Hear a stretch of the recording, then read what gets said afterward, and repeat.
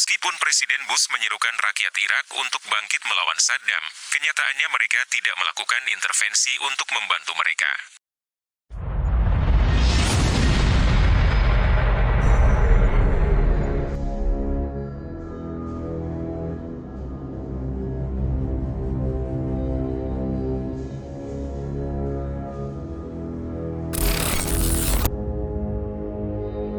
Bayangkan sebuah malam yang tenang di Timur Tengah pada tahun 1990. Kuwait, sebuah negara kecil tapi kaya minyak, sedang tidur lelap di bawah langit berbintang. Namun, di kejauhan, terdengar derap tank-tank dan gemuruh pesawat tempur. Irak, negara tetangga mereka yang lebih besar, tiba-tiba memutuskan untuk berkunjung. Tapi, ini bukan kunjungan biasa, ini adalah invasi. Semuanya dimulai dengan sang pemimpin Irak, Saddam Hussein. Dia adalah tipe pemimpin yang suka tampil mencolok, bak superstar dengan kumis tebal dan seragam militer. Saddam menghadapi krisis ekonomi besar setelah Perang Iran-Irak yang berlangsung selama 8 tahun, yang menghabiskan banyak sumber daya negara. Ketika dunia baru saja merayakan berakhirnya perang panjang tersebut, Irak mendapati diri mereka terlilit utang, sebagian besar kepada Kuwait. Pada 2 Agustus 1990, pasukan Irak menerobos perbatasan Kuwait dengan kecepatan kilat. Mereka dengan cepat menduduki ibu kota Kuwait City. Dunia terkejut. Para pemimpin dunia, dari Washington sampai Moskow, menyaksikan dengan cemas ketika Saddam mengklaim Kuwait sebagai provinsi ke-19 Irak. Amerika Serikat dan sekutunya tidak tinggal diam. Mereka segera bergerak cepat untuk merencanakan Operasi Badai Gurun, sebuah operasi militer besar untuk mengusir pasukan Irak dari Kuwait. Presiden saat itu, George H.W. Bush, menggalang koalisi internasional dari lebih dari 30 negara, termasuk Inggris, Prancis, dan negara-negara Arab seperti Arab Saudi dan Mesir. Pada 17 Januari 1991, setelah peringatan yang tak terhitung jumlahnya kepada Saddam untuk menarik pasukannya, koalisi mulai melancarkan serangan udara terbesar sejak Perang Dunia Kedua. Pesawat tempur menghujani pasukan dan instalasi militer Irak dengan bom, menghancurkan banyak target penting dalam hitungan hari. Ini adalah awal dari apa yang dikenal sebagai Operasi Badai Gurun. Setelah 38 hari pengeboman, pasukan koalisi melancarkan serangan darat pada 24 Februari 1991. Serangan ini berlangsung cepat, dan hanya dalam 100 jam, pasukan Irak di Kuwait benar-benar dihancurkan atau terpaksa mundur kembali ke Irak. Salah satu momen paling ikonik dari perang ini adalah ketika tentara Irak yang mundur dari Kuwait membakar ratusan sumur minyak.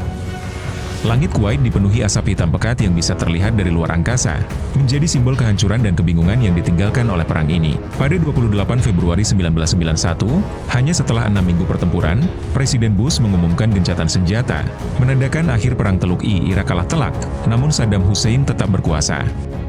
Sementara Kuwait berhasil dibebaskan, negara tersebut mengalami kerugian besar, terutama dalam infrastruktur dan lingkungan akibat kebakaran sumur minyak. Meski Perang Teluk I berakhir, namun efeknya masih terasa bertahun-tahun kemudian. Di Irak, keadaan semakin buruk. Meskipun Saddam Hussein tetap berkuasa, pemerintahannya menghadapi tekanan besar dari dalam dan luar negeri. Setelah perang, PBB memberlakukan sanksi ekonomi yang ketat terhadap Irak, melumpuhkan ekonomi negara itu. Pasokan makanan, obat-obatan, dan kebutuhan pokok lainnya menipis, membuat rakyat Irak menderita. Irak menjadi seperti kapal yang kehilangan arah di tengah badai ekonomi dan politik. Di sisi lain, Amerika Serikat dan sekutunya tetap waspada terhadap Saddam. Mereka khawatir pemimpin Irak itu akan terus menjadi ancaman di kawasan. Maka, PBB memerintahkan pengawasan ketat terhadap persenjataan Irak, termasuk senjata pemusnah massal, WMD. Tim inspeksi PBB dikerahkan untuk memastikan Irak tidak mengembangkan senjata nuklir, kimia, atau biologis. Namun, setiap inspeksi menghadirkan drama baru. Irak seringkali menghalangi para inspektur, menciptakan ketegangan internasional yang terus memanas. Setelah gencatan senjata, sebagian besar rakyat Irak berharap bisa menggulingkan Saddam Hussein dari kekuasaan.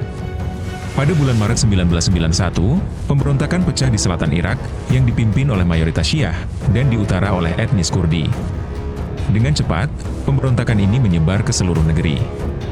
Banyak tentara Irak yang kalah perang memihak rakyat dan bergabung dengan pemberontakan. Namun, pemberontakan ini akhirnya gagal. Saddam Hussein, yang masih memiliki kendali atas sebagian besar pasukan militer Irak, merespons dengan kekuatan penuh. pasukannya menyerang para pemberontak dengan brutal, menggunakan helikopter serbu dan senjata berat untuk menumpas perlawanan. Ribuan orang tewas, dan banyak yang dipaksa mengungsi ke negara-negara tetangga seperti Iran dan Turki.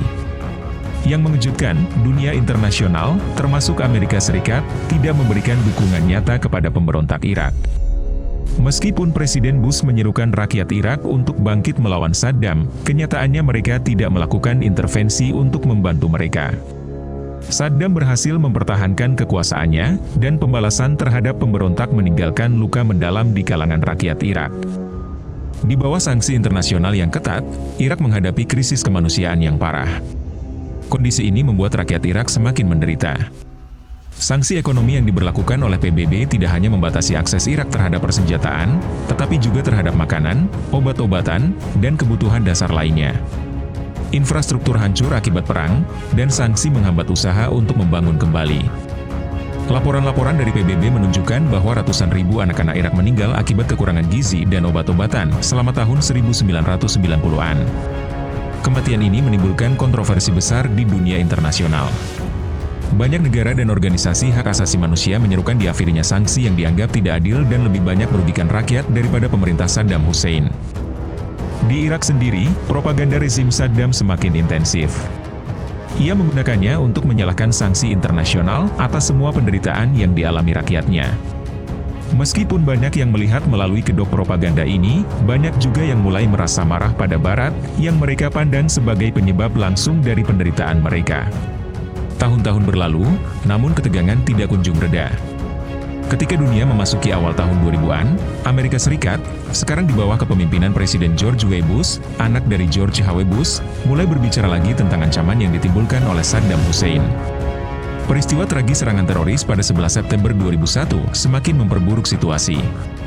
Amerika Serikat menganggap adanya potensi senjata pemusnah massal yang dikuasai oleh rezim Saddam bisa menjadi ancaman global yang nyata. Pada tahun 2002, AS mulai menggalang dukungan untuk menyerang Irak sekali lagi, dengan alasan bahwa Saddam memiliki senjata pemusnah massal dan bekerja sama dengan kelompok teroris seperti Al-Qaeda. Meskipun banyak negara, termasuk beberapa sekutu dekat AS, meragukan klaim ini, pada akhirnya pada Maret 2003, AS dan sekutu-sekutunya menyerang Irak, memulai apa yang kita kenal sebagai Perang Teluk II atau Invasi Irak 2003. Perang Teluk I mungkin telah berakhir pada tahun 1991, tetapi dampaknya jauh lebih panjang daripada yang diperkirakan siapapun. Dari krisis ekonomi, penderitaan kemanusiaan, hingga konflik politik yang memicu perang berikutnya, perang ini menunjukkan bagaimana satu tindakan agresi dapat mengubah jalannya sejarah untuk generasi mendatang. Terima kasih sudah menonton video ini. Jangan lupa untuk like, komen, dan subscribe jika kamu menikmati konten yang kami bagikan. Aktifkan juga lonceng notifikasinya agar kamu tidak ketinggalan video terbaru dari kami. Kalau ada pertanyaan atau saran, tulis di kolom komentar di bawah. Sampai jumpa di video selanjutnya.